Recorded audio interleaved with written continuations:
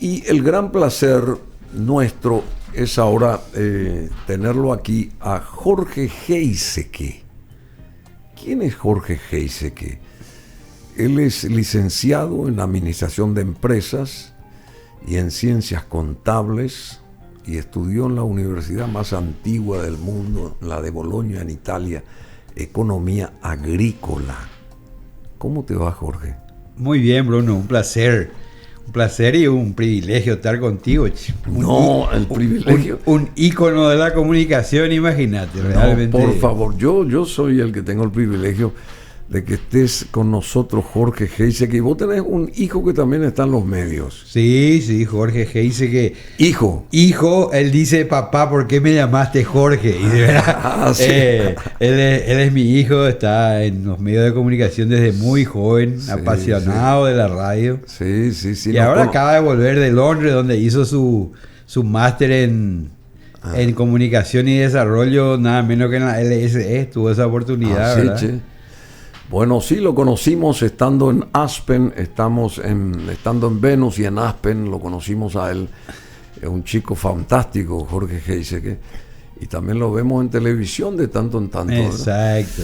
Bueno, ¿por qué en la política? Porque vos anhelás llegar a senador ahora el 30 de abril por la alianza Encuentro Nacional, lista 9, opción 6.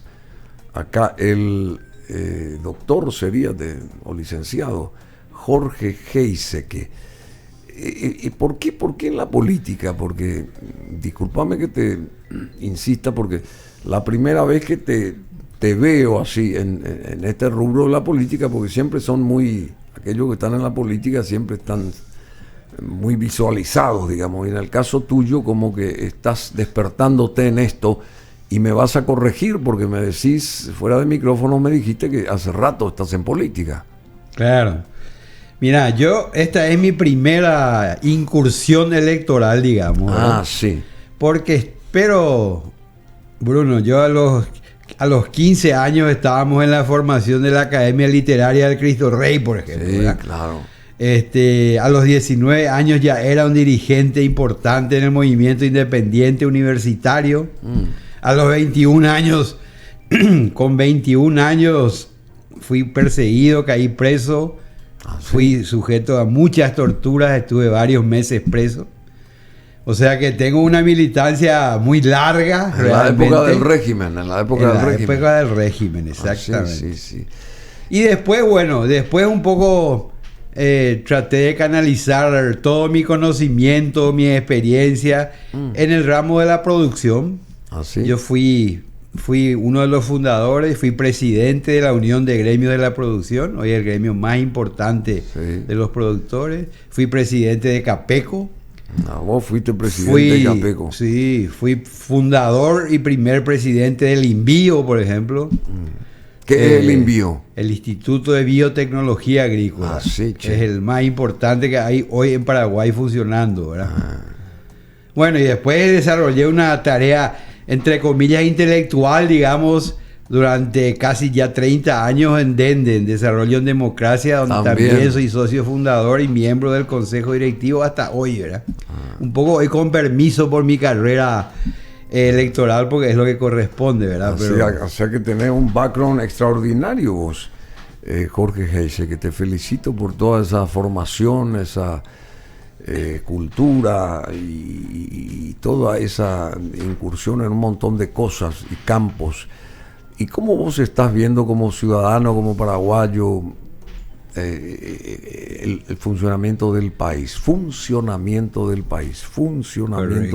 ¿Cómo está Paraguay hoy, según vos? Y mira, eso un poco también va a responder a otra de tus preguntas, que es por qué yo entré a la política, ¿verdad? Y siempre digo que sobre todo mi ingreso a la política es un grito de protesta contra los políticos. Yo creo que, y sobre todo lo constaté, porque uno tiene, digamos que la interpretación teórica, metodológica, científica de la realidad, pero cuando la vivís, como fue mi experiencia de estos últimos 3, 4 meses recorriendo 14 departamentos del país. Cuando sentís en carne propia, en ese Paraguay profundo, cómo está la gente, te das cuenta de a dónde hemos llegado, a dónde estamos en este estado con un aparato estatal inexistente, ¿verdad? ¿Ah, sí? Con un aparato estatal inexistente. ¿Qué quiere decir eso? Aparato estatal inexistente. Y porque yo considero, y bueno, es una vieja discusión sociológica, pero considero que el Estado somos todos y todas. Claro. Ese es digamos, la definición que a mí más me convence, ¿verdad? Entonces, sí. El aparato estatal, que no somos todas y todas, eso es lo que realmente está destruido. Porque todo el aparato actual se basó en la figura omnímoda, ¿verdad? Única de una persona, ¿verdad?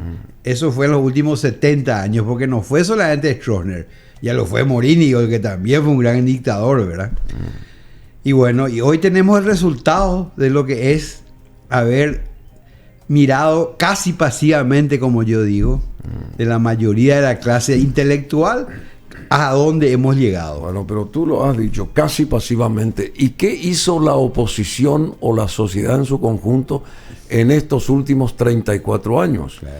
Porque se sigue hablando de Stroessner. ¿Y qué hicieron los otros a partir de 34 años? Porque a Stroessner lo fustigan. Yo no defiendo a Stroessner, ¿verdad? Lo fustigan porque tuvo 34 años en el poder. Y pasaron otros 34 años. ¿Qué hizo la otra cantidad de gente, en millones de personas, para retrucar lo que había hecho supuestamente mal Stroessner? Es una pregunta. Estoy de acuerdo. Y es lo que te decía. Tenemos que reconocer, y me incluyo un poco ahí, ¿verdad? A pesar de mi esfuerzo de toda mi vida. Pero creo que las élites, ¿verdad?, intelectuales y económicas, ¿verdad?, no han hecho su trabajo. Se ha dejado pasar 34 años, ¿verdad?, sin haber sido capaces de darle un diseño efectivo a la democracia teórica. Teórica, porque ¿qué es la democracia? Así mismo. La facilidad de mover la lengua es la democracia. Y después, así mismo. Eso conseguimos en el 89. La facilidad de mover la lengua. Y a partir de ahí, ¿qué se hizo? Quiero saber yo. Nada. Yo creo que los esfuerzos fueron mínimos. Independientemente de los esfuerzos y hasta de los sacrificios individuales de alguna gente, que eso hay que respetar sin duda, ¿verdad?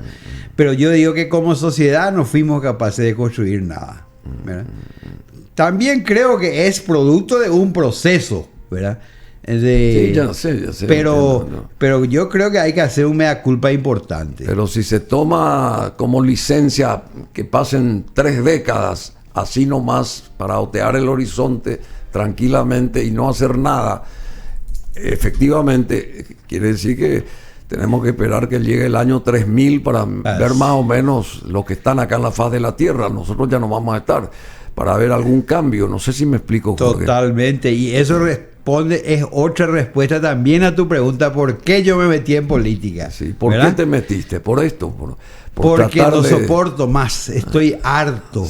Estoy harto. Todos estamos así. Yo odio, no entra en mi pensamiento ser un corderito, ser alguien que es llevado al brete, ¿verdad? Por un grupo, no de políticos, un grupo de bandidos disfrazados de políticos, que han cooptado el poder en Paraguay, ¿verdad?, y nos tienen a su merced, simplemente para su beneficio personal, el de su familia por generaciones, ¿verdad? Y entonces yo, que nunca tuve nada que ver con el Estado, jamás tuve ni un cargo público ni nada, pero sentí como que era insoportable seguir en lo que yo hacía, que era un poco siempre desde atrás, ¿verdad? Sí. Siempre en los equipos programáticos de muchas fuerzas políticas, siempre perfil bajo, ¿verdad? Pero bueno, ahora dije, no, ya no, basta. Necesitamos incursionar en serio y tratar de incidir en serio en retomar un rumbo que para mí es absolutamente peligroso para nuestro país, ¿verdad? No, así mismo, sí. Si se siguen, digamos, moviendo las piezas como se están moviendo y logrando, digamos, superar un montón de cosas en contra de aquellos que queremos que cambie realmente el país, porque esa es la verdad de la milanesa. Acá el licenciado Jorge Heise, que dice: el poder en Paraguay no está donde todos creen, dice. No está en el Palacio de Gobierno, en el Congreso o en los ministerios. ¿Quién tiene el poder en Paraguay? La gente. Ustedes, nosotros, ustedes, la gente. La gente tiene el poder. El asunto es que se despierte esa gente, ¿verdad? Porque hay que hacer que se despierte esa gente. Me acuerdo ahora cuando empezó este caso del chico, argentino paraguayo que fue muerto por estos rugbyers en Buenos Aires, a las afueras de Buenos Aires, cómo se levantó la Argentina, ¿verdad? Apoyando la causa, apoyando a este matrimonio, a los padres paraguayos que viven allá hace muchos años, de este chico argentino paraguayo que murió a golpes, y nosotros como que estábamos mirando lo que pasaba ahí en la televisión del país vecino. ¿Y dónde está la reacción del Paraguay? Porque los argentinos defendían a un matrimonio, a una familia paraguaya. ¿Y dónde estamos los paraguayos? ¿Dónde estuvimos en ese momento de entrada los paraguayos? Debería haber sido al revés, ¿no te parece? Así mismo. ¿Y qué nos falta para el despertar Porque al final de cuentas todos tenemos que despertarnos. Parece que estamos en una... qué sé yo, no me sé, encanta, Bruno. En una siesta eterna acá, porque nadie se despierta acá en este país. Me encanta porque utilizás términos, hablas de despertar. Como yo entré a la política, yo fundé un movimiento político, hoy reconocido oficialmente por la justicia electoral, se llama Despertar. A vos fundaste ese movimiento, mismo. Despertar. Así mismo. Es el movimiento que decidimos y contribuimos fundamentalmente, por no decir decisivamente, para la incursión, por ejemplo, de Soledad Núñez en la arena política, ¿verdad? Sí. Y hasta ahora estamos firmemente con ella, conformamos parte del equipo de Soledad, ¿verdad? Y bueno, vos lo dijiste, despertar.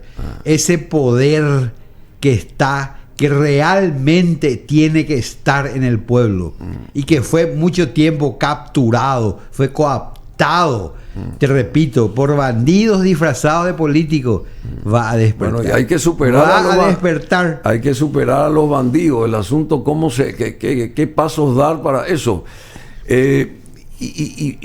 Esta alianza del Encuentro Nacional conforma la concertación también. Sí, por supuesto, desde la primera hora. Ustedes están en la concertación. La primera hora. ¿Y cómo a tu criterio está hoy la concertación como gran grupo opositor al gobierno actual colorado, verdad? Y mira, creo que es el mayor ejercicio democrático en la historia del Paraguay, por un lado, ¿verdad? El principal en toda la historia democrática, por lo menos, ¿verdad? Y yo creo que se está consolidando. Hay muchísima gente detrás de cámaras, como se dice, trabajando, ¿verdad? También, otra vez, yo estoy en el equipo que está haciendo un diseño de lo que es un programa de gobierno que se va a presentar a consideración de la ciudadanía, ¿verdad? Yo creo que está muy consolidado. Y Bruno, sobre todo, yo recorrí y acompañé a la dupla a todo el territorio nacional estos últimos 3 meses. Efraín Alegre, Soledad Núñez. Efraín Alegre y Soledad Núñez. Y vos sabés que en guaraní hay una frase que es espectacular, que es muy común y tan expresivo. Dice oñejetú. ¿Qué es eso? ¿Sabes qué es eso? No. Se huele. Se huele. Se huele. O sea, esa es la filosofía. Decilo otra vez, a ver. Oñejetú. Se huele. ¿Entendés? Y eso es lo que yo por lo menos sentí en contacto con miles de compatriotas, ¿verdad?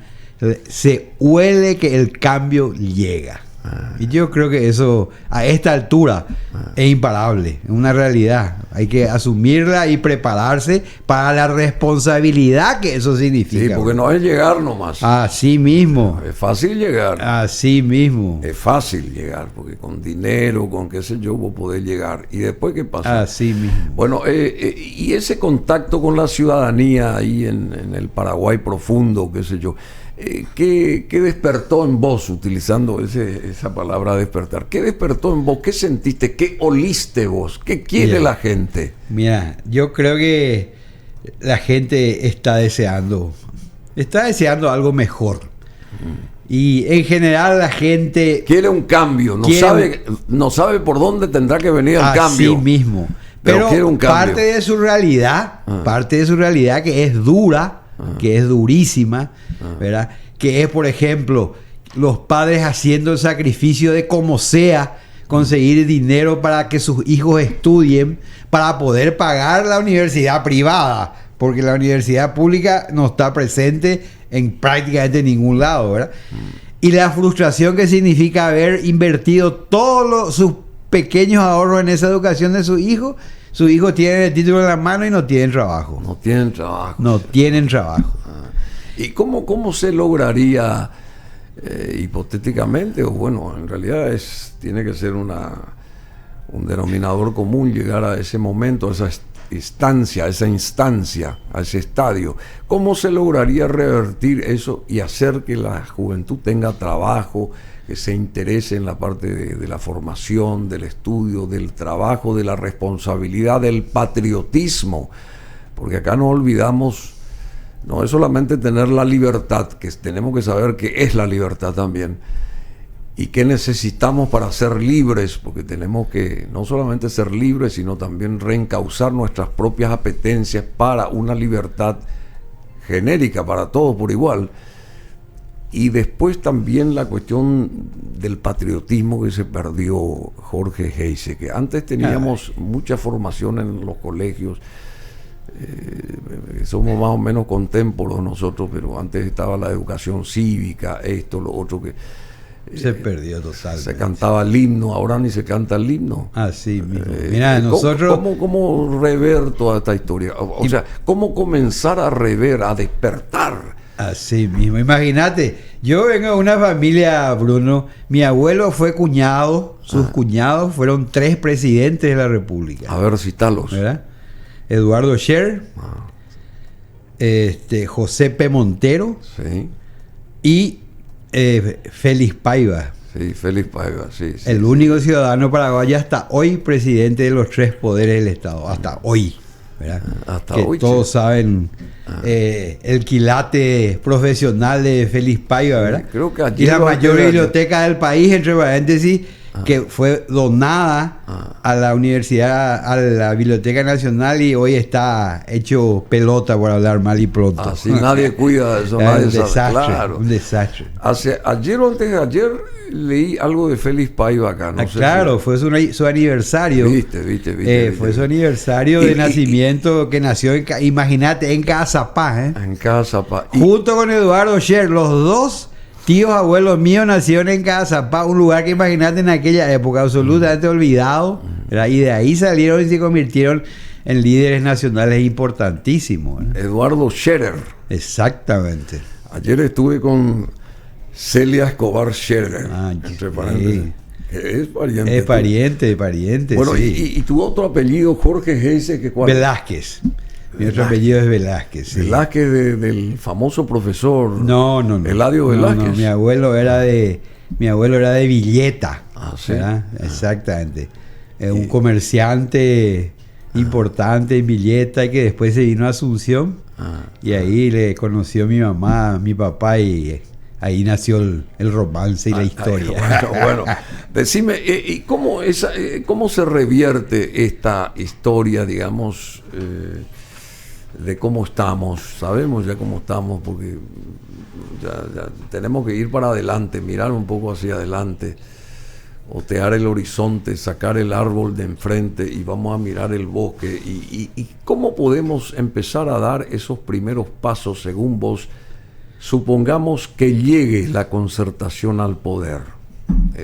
ahora el 30 de abril, ¿qué se debería de hacer?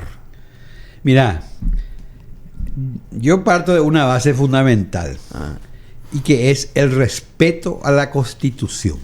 Sí. Esa es la base de todo. Esa es la base de todo. Porque hay gente que le gusta, que no le gusta. A mí me parece un diseño excelente. Creo que es una de las mejores constituciones de América, por lo menos, ¿verdad? La viví muy de cerca porque mi hermano mayor era ciudadano constituyente y creo que fue muy importante ahí. A ver, ¿cómo el nombre de él? Guillermo Heiseke. Guillermo Heiseke. Claro. O sea, un empresario, un intelectual como Guillermo ya no hay más. Tiene un peso fantástico en nuestra historia y así mismo. Una persona demasiado respetada, Guillermo Heiseke. Él es hermano tuyo. ¿Cuántos hermanos son ustedes? Nosotros somos 6 hermanos. 6. 6 hermanos. Mucho. Heiseke Velázquez. Así mismo. Bueno, y respetar la Constitución. Y después... ¿Por qué, Bruno? Porque ahí está establecido, está definido lo que es la sociedad, está definida lo que es la sociedad paraguaya. Y cuáles son los derechos de los ciudadanos y cuáles son las obligaciones del Estado. Por eso decía, entonces hay que cumplir nomás la Constitución. Derechos y obligaciones. Por eso decía, no es tener la libertad nomás. Así mismo. Tenemos que poner nuestro granito de arena individualmente también. Totalmente. Y eso es educación. Claro. Y eso es educación, que es uno de los pilares míos, ¿verdad? Por eso te decía lo de educación cívica, hasta dónde va el derecho de uno y dónde comienza el derecho del próximo, del prójimo. Mismo. ¿Es así o no? Es así mismo. Acordate, nosotros en Cristo Rey, mis profesores de educación física era el Ixeno Ayala. Nada más. Nada más y nada menos, ¿verdad? O un profesor Sosa, que todavía vigente totalmente, ¿verdad? El profesor doctor Sosa, que fue presidente de la Corte Suprema en la época de la mejor corte que hubo en nuestro país en los últimos 80 años. Sí. O sea que eso para nosotros era fundamental. Y recuerdo que era una de la educación cívica y moral, ¿verdad? Y como ética, eran asignaturas fundamentales. Cívica, moral y ética. Era fundamental. Y eso se sacó. No existe más. Eso se sacó. No existe más. Cívica, moral y ética. Así mismo. Desapareció. En mi plataforma de trabajo tengo mi agenda legislativa completa, Bruno. Creo que soy uno de los pocos candidatos que tiene una agenda legislativa completa en los 10 ejes que hacen a la... Pero hay una parte que son medidas urgentes. ¿Cuál es una de mis medidas urgentes? ¿Cuál es? Que en el segundo semestre del 2023 se diseñe y que en el 2024 empiece 3 a 4 horas semanales de educación cívica, moral y ética. Por supuesto, estoy contigo plenamente. Sí, hay que volver a los valores, a los principios.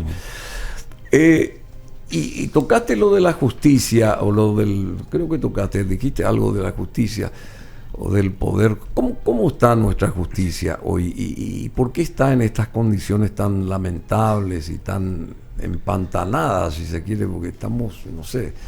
Nunca se vivió una degradación tal como la que estamos sintiendo nosotros ahora. Hablaste del ministro Sosa, de tu pariente, no sé si de tu profesor Sosa. ¿Cómo está y qué paso dar para cambiar nuestra justicia y que tenga el peso necesario como poder del Estado y que se la respete? Porque al fin de cuentas nadie respeta nuestras instituciones acá porque todo está tan tergiversado. Y porque la justicia también está tergiversada. La justicia, en vez de ser el amparo de la gente decente... Y reparo. Amparo y reparo, se convirtió en ¿qué? En soporte de los bandidos. ¿Verdad? Entonces se dio totalmente la vuelta, ¿verdad? Entonces ese poder del que yo hablo tanto, que es el poder de la gente y no el poder de los que teóricamente quieren, no, de hecho lo ejercen, ¿verdad? El poder fáctico del gobierno, ¿verdad? Ahí se tiene que dejar en el Poder Judicial la misma cosa, es lo mismo, o sea, en la medida, eso que vos decías, Bruno, vos te das cuenta que los mínimos, las pequeñas cosas, los pequeños cambios que hay, ¿cuándo se da? Cuando la gente se despierta. ¿Y cómo no ¿verdad? Se despertó la gente en 34 años? Y bueno, vos sabés, durante los anteriores 34 años, ¿cómo no se despertó? Era dormida con garrote, ¿verdad? Entonces y quedó, lo sabemos. Quedó eso por añadidura en totalmente. el tiempo. Un régimen basado en el terror y en el miedo tiene que pasar varias generaciones para que desaparezca, ¿verdad? El poder de hacer también citas vos acá entre tus propuestas, o sea, el poder de hacer. Y claro, la falta de gestión. Nosotros necesitamos gestión acá, Jorge Geise. Así mismo. Nadie hace nada. Me encanta cómo tan rápido interpretás a partir de una frase. El poder de hacer, porque tenemos que hacer que cambie esto. Vos ves así a través de la información, de las informaciones acá en las redes sociales, cómo ciudades o países tienen un montón de acoples positivos en su funcionamiento en el día a día, y nosotros seguimos arrastrando cuestiones de antaño, ¿verdad? Que el caso del transporte público, por ejemplo, cómo nuestra ciudadanía va a estar 3 o 4 horas en un transporte público viniendo del interior para el trabajo. Totalmente. Perdiendo cuántas horas de ida, de vuelta, no estando con la familia. Y vos sabés que a mí me bulle el cerebro, me explota, porque son temas que con voluntad política, sin plata, se puede resolver. Claro. Lo que pasa es que estos tipos son tan inútiles, que no saben hacerlo. Ellos no saben hacer más que la cosa rara, la matufita, cómo conseguir unos mangos, pero a estos tipos le ponen al frente de una empresa y quiebra a los 6 meses. Sí. O sea, no saben hacer nada. Y están en los lugares claves. Pero porfa, y fíjate estos impresentables que se llaman políticos, como yo te digo, ponerle al frente de una empresa más o menos seria. No dura 3 meses, ¿verdad? 2 meses no dura si no saben hacer nada, ¿verdad? Okay. Entonces, el poder hacer significa el poder de la gente, ¿verdad? Y yo quiero hacer lo que la gente me permite hacer y quiero hacerlo. Sé cómo hacerlo. Gestión, como dijiste. Claro, gestión. Bueno, el senador Jorge Geise, que quiere ser senador, y sería fabuloso que lo sea, porque la balanza va a cambiar hacia el lado de la positividad. Y bueno, necesitamos gente así, instruida, preparada, con ganas de hacer, con ética, con, qué sé yo, con probidad, y que bregue por todo lo moral, porque necesitamos también erradicar toda esta podredumbre que nos rodea y nos carcome. Nos carcome. Eso que dijiste en guaraní, se huele. ¿Cómo es? Oye, tú. Qué bueno, es increíble. Qué bueno. Fantástico. Bueno, y decime, y la parte comunicacional y la parte de educación, a ver, Jorge Geise, ¿en qué vos estás, de qué lado de la balanza? ¿Estás comulgando con lo que dicen los vientos del Estado a través del MEC? ¿O estás con la gente que está retrucando la cuestión esta del MEC, de las transformaciones, el Plan de Desarrollo Educativo 2040? Por un lado, cambiaron de nombre, ahora Transformación Educativa, ahora se bautizó como Plan de Desarrollo Educativo 2040, pero es la misma cosa. Y está la contracara, que quiere defender, digamos, los modos, usos y costumbres, y quiere defender a la familia, a los padres y a las cuestiones tradicionales nuestras. ¿Vos estás con esto segundo? Yo estoy, digamos que con la posición de que la educación tiene que ser, llamémosle, transformada, desarrollada, revisada. El nombre es lo de menos, ¿verdad? Sí, claro, por supuesto. Yo vengo, por supuesto, tengo la impronta, tengo la educación jesuítica, ¿verdad? 14 años en el Colegio Cristo Rey, ¿verdad? O sea que el pensamiento crítico es un poco lo que me marcó, es una marca que la educación jesuita te deja, ¿verdad? Y en ese sentido yo sí creo que es lo que hay que cuestionar todo, ¿verdad? Pero cuestionar proactivamente. O sea, yo creo que lo que tenemos que partir es la base del análisis de la situación. La educación nuestra es un desastre, ¿verdad? Cuantitativa y cualitativamente, ¿verdad? Entonces, pongámosles el nombre que se quiera, ¿verdad? Sí, claro, no pasa pero por el hay que hacer algo, hay que hacer algo.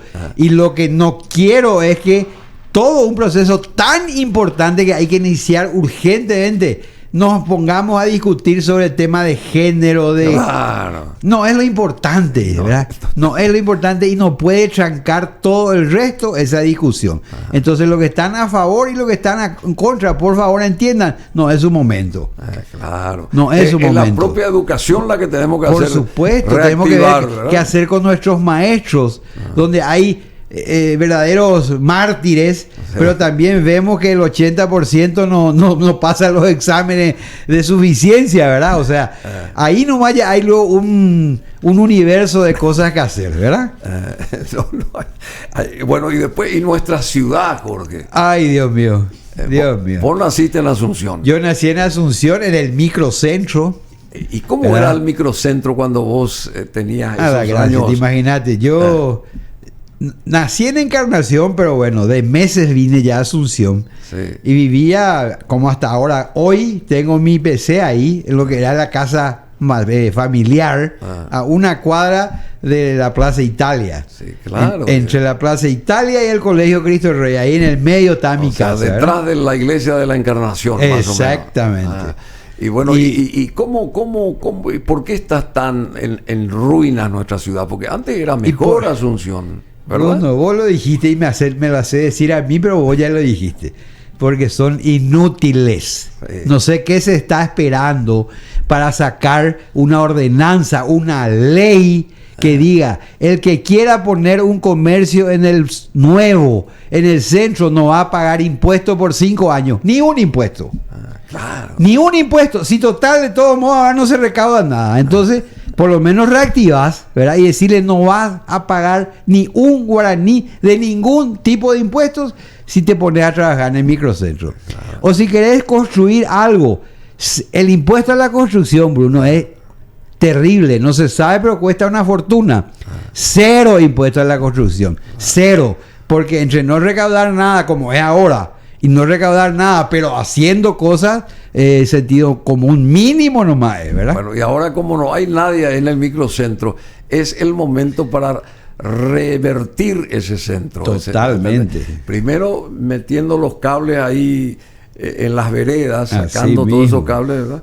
La marea de cable. No, y comenzar a reestructurar. Y nuestros edificios antiguos, nadie se ocupa de las cosas. Vos dijiste después, ese museo de un antepasado tuyo, ¿cuál fue? El de Félix Paiva, por ejemplo. ¿Y por qué se tiene en esas condiciones? ¿Porque nadie lo cuidó? Bueno, un poco es porque se restó absolutamente a valor a la historia, ¿verdad? Pero te digo, inclusive la gente sabe, los gobernantes saben que es importante, pero son inútiles. Repito esa palabra.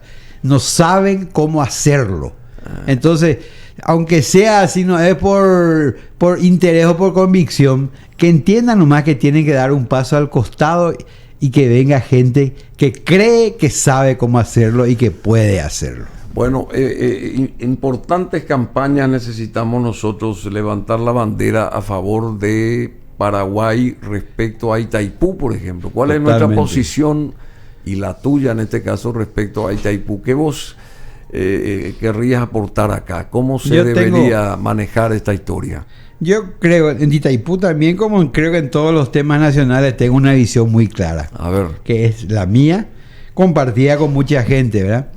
Itaipú es un motor de desarrollo, ¿verdad? Es un factor para generar riqueza y tiene que generar riqueza. ¿Qué tenemos que hacer con Itaipú? Es muy fácil. Tenemos que comprar el 100% de la parte de energía que nos corresponde. Comprar. Claro, comprar, ¿verdad? Como el costo hoy va y en el 2024 baja 70%, es una compra relativamente barata.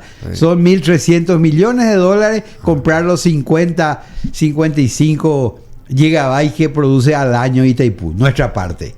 De los 100, 50 nuestro, ¿verdad? Sí. Eso significa 1.300 millones de dólares. Eso, si nosotros compramos, no hay forma, no hay en ningún lado del tratado, en ningún lado que nos diga que nosotros podemos vender esa energía a quien queramos y a precio de mercado. Para Paraguay significa libre de polvo y paja, $800 millones. Libre de polvo y paja. ¿Y por qué eso no se contempla acá? Y porque algunos lo quieren hacer, pero para comer. ¿Entendés? Ahí estuvieron todo eso que se destapó, donde estuvo el vicepresidente. En el 2019. Todo de andar detrás de negocio otra vez, ¿entendés?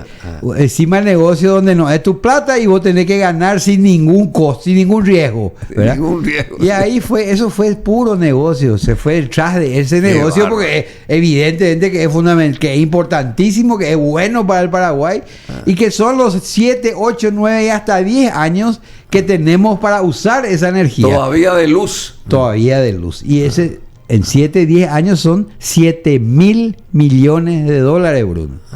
Qué apetecible, ¿verdad? Pero con eso, ¿cuántos problemas bien administrados se puede solucionar en este país? ¿Cuántos?